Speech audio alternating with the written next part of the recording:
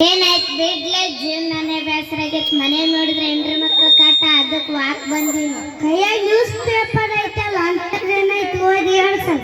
ಈ ಸುಳ್ಳು ಜಗತ್ನಾಗ ಸುಳ್ಳು ವಾರ್ತೆಗಳು ಜಾಸ್ತಿ ಬಂದೈತೆ, ಅದಕ್ಕೆ ಸುಳ್ಳು ವಾರ್ತೆಗಳು ಹೇಳ್ತೀನಿ ಕೇಳು. ಸುಳ್ಳು ವಾರ್ತೆಗೆ ಸ್ವಾಗತ. ಓದುತ್ತಿರುವವರು ಸತ್ಯ ಹರಿಶ್ಚಂದ್ರನ ಮೊಮ್ಮಗ. ಈಗ ತಾನೇ ಬಂದ ಸುದ್ದಿ ಕುಂತು ಕೇಳೋರಿಗೆ ಇಲ್ಲ ಬುದ್ಧಿ. ಕಾಲೇಜು ಕಲಿಯಲು ಹೋದ ನಾರಿ 3 ದಿನಕ್ಕೆ ಗೋವಾ ಕಡೆ ಪರಾರಿ. ಅದಕ್ಕೆ ಕಾಲೇಜು ಎಂಬ 3 ಅಕ್ಷರನ ಕಾರಣ ನಿಂದೇನೈತಿ ಓದ್ಲ ಮಚ್ಚ. KSRTC bus free. ಹೆಂಡತಿಯರನ್ನು ಕಳೆದುಕೊಂಡ ಗಂಡಂದಿರು ಮುಖ್ಯಮಂತ್ರಿ ಸಿದ್ದರಾಮಯ್ಯನವರ ಮನೆಗೆ ನುಗ್ಗಿ ಹೆಂಡತಿಯನ್ನು ಹುಡುಕಿಕೊಡುವಂತೆ ಕಳೆಕಳೆಯ ಮನವಿ. ಗಂಡ ಹೇಳಿದಂತೆ ಕೇಳುತ್ತಿದ್ದ ಹೆಂಡತಿಯರು ಗೃಹಲಕ್ಷ್ಮಿ ಬಂದ ಮೇಲೆ ಗಂಡನ ಮೇಲೆ ಇದ್ದ ಸವಾರಿ. ನಿಂದೇನೈತಿ ಓದಿ ಹೇಳ. ಏಕಾಏಕಿ 2 ಕಾರುಗಳ ನಡುವೆ ಆಕ್ಸಿಡೆಂಟ್ನಲ್ಲಿ ರಸ್ತೆಯ ಬದಿಯಲ್ಲಿ ಕುಳಿತಿದ್ದ 10 ಕರಿಯಗಣ ದುರ್ಮರಣ. ಸ್ವಾತಂತ್ರ್ಯ ಸಿಕ್ಕಿದೆ ಎಂದು ರಾತ್ರಿ 12 ಗಂಟೆಗೆ ಬ್ಯೂಟಿ ಪಾರ್ಲರ್ಗೆ ಹೋಗುತ್ತಿದ್ದ 3 ಜನ ಮಹಿಳೆಯರ ಮೇಲೆ ಕರಿ ಚಿಂಪಾಂಜಿ ಅಟ್ಟಹಾಸ. ನಿಂದೇನೈತಿ ಓದ್ಲ.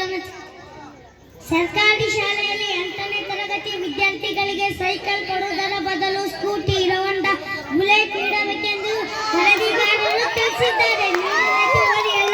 ನಿನ್ನೆ ಹೆಣ್ಣು ಮಕ್ಕಳು ಹಳ್ಳಕ್ಕೆ ಬಟ್ಟೆ ಒಗೆಯಲು ಹೋದಾಗ ಕಲ್ಲಿನ ಸಲುವಾಗಿ ಬಡದಾಟ ಆಗಿ ಹೆಣ್ಣು ಮಕ್ಕಳನ್ನು ಮತ್ತು ಕಲ್ಲನ್ನು ಪೊಲೀಸರು ತಮ್ಮ ವಶಕ್ಕೆ ತೆಗೆದುಕೊಂಡ ನಂತರ ಹೆಣ್ಣು ಮಕ್ಕಳನ್ನು ಜಾಮೀನು ಮೇರೆಗೆ ಬಿಡಲಾಯಿತು.